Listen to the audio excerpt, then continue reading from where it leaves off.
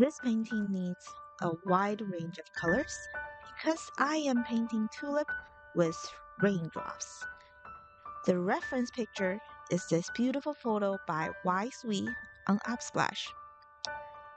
So each year around March and April, the Skagit Valley in Washington hosts these beautiful tulip festivals where people can stand in a field of thousands and miles of tulip of the most unimaginable colors and variations.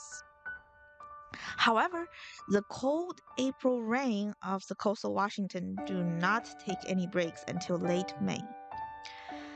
As much as I love flowers, soggy, mushy mud and fogged eyeglasses really isn't my cup of tea. So as a result, I want to paint a cool colored painting to express my mixed, beautiful but sad feeling about the Washingtonian spring.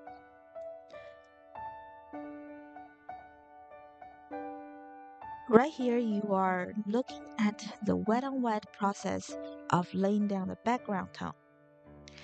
I will tell you a secret here.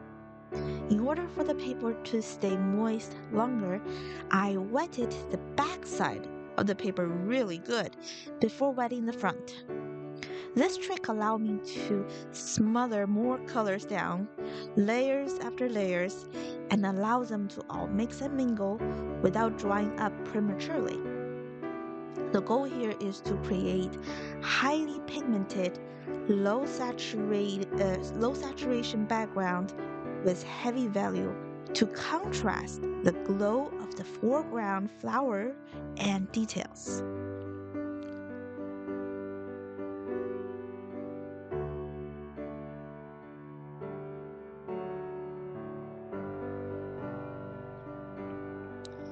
Now I just dried the background paint for the first time, and I'm glazing everything over with payne gray to weight down the value and tone. I don't know about you, but I always get anxious around this stage of the painting process.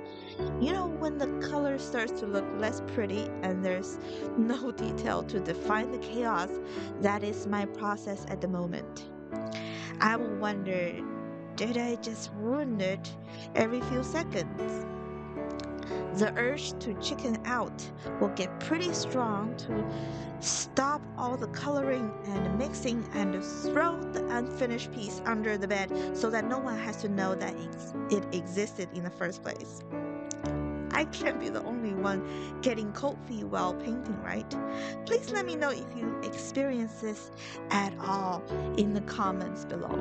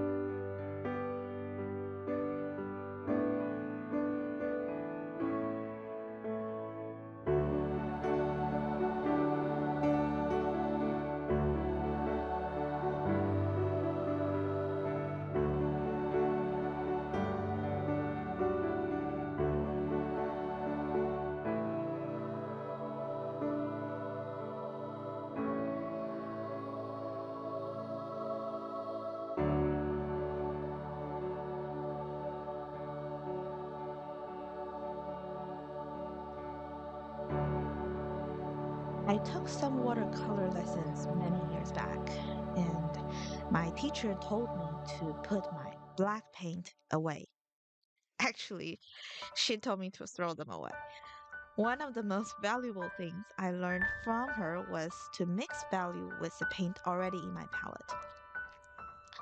So she taught me that shadow has colors too, and it's a color reflected from the rest of the painting. Dark shades can be achieved with complementary colors and adjusted for temperature, all using the leftover paint that's already in the palette. And that's how you ensure the shadow is in sync with rest of the painting.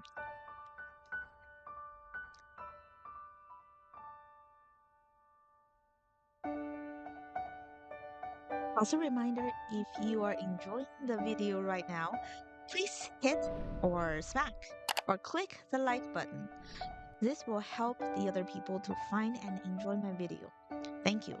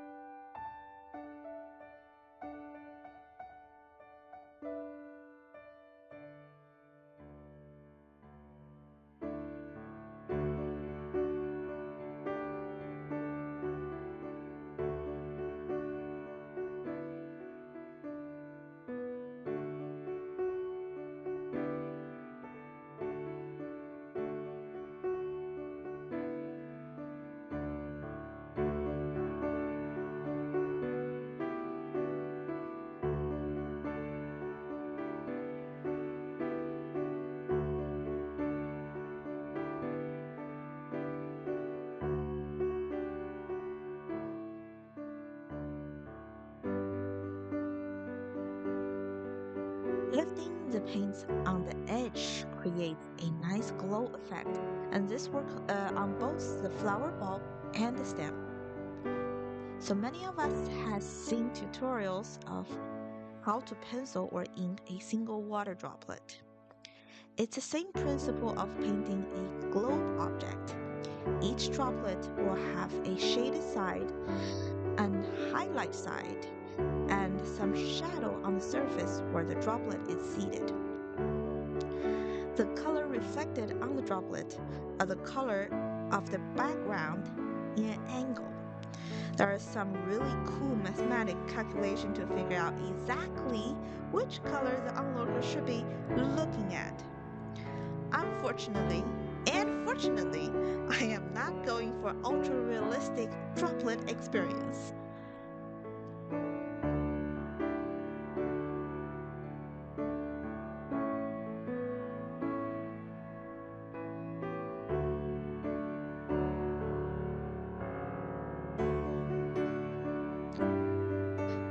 I paint often and update with videos like this on a regular basis.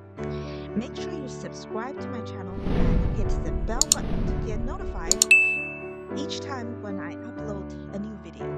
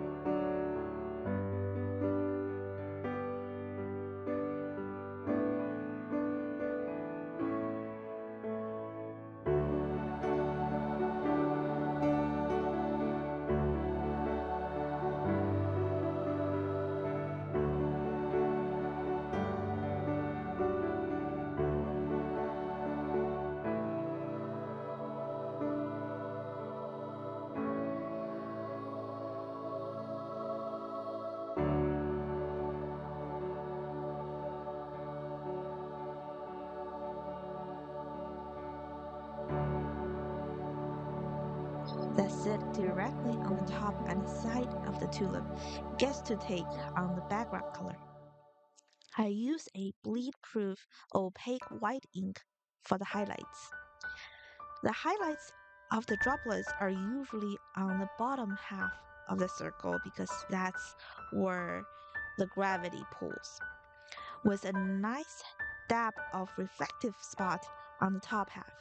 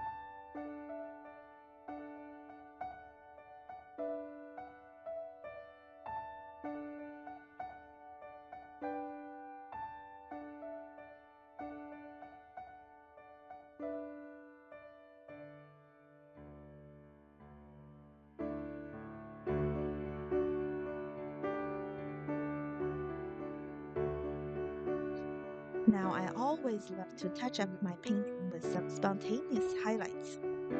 This creates a sense of motion and excitement. And this is also a good time to spot imbalance in the composition of the art and hide them with some harmless splatter.